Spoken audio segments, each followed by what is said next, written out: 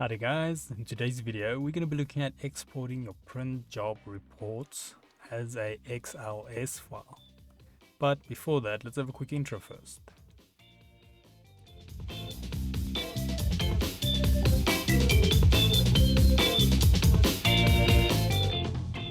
So today's video can be found on softwaretraining.co.za.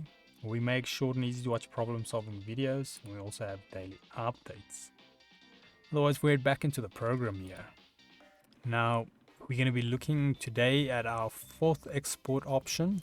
So I'm just going to go here to print. I'm going to leave all my details the same. And then we move over here to the export button. Now I'm going to call this XLS and select it from our drop down. Just make sure you do that, otherwise you're going to be selecting RPT by default. I'm going to select that.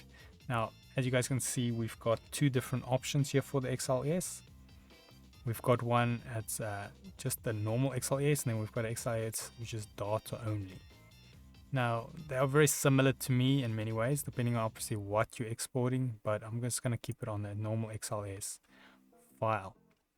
Now, this is obviously native to Microsoft Excel, so this is a great one if you wanted to make some changes, or perhaps let's say your client is working only in form of Excel. So I'm going to save this, say OK, and then let's head over to the sample quick. Let's just go here, and then we grab the XLS.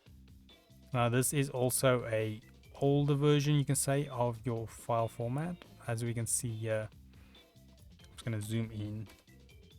Got a little bit of description. So here we've got Microsoft Excel 97 to 2003 worksheet. So basically the X I think stands for Excel, and then or XL stands for Excel, and then the S stands for worksheet.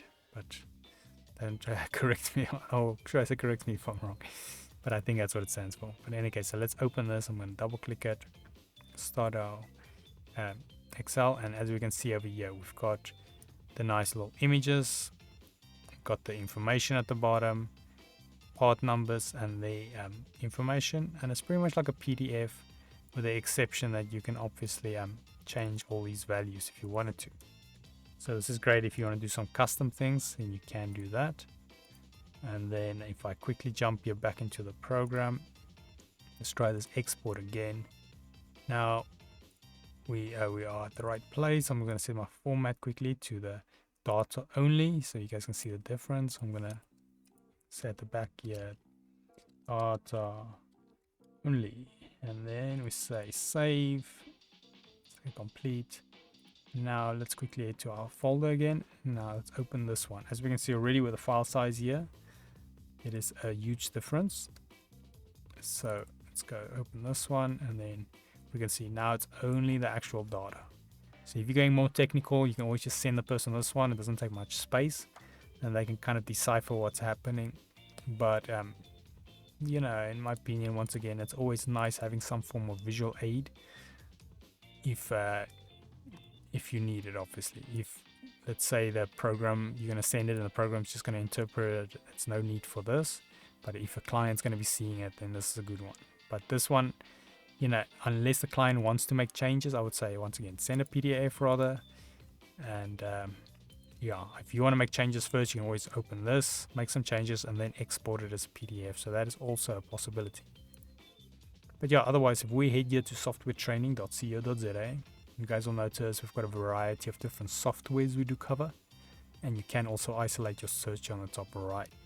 If you do not, however, find the training videos you're looking for, just simply go here, request a training video, fill in the mini form, and then we'll do our best to try and make that for you. But otherwise, thanks guys for watching, and cheers.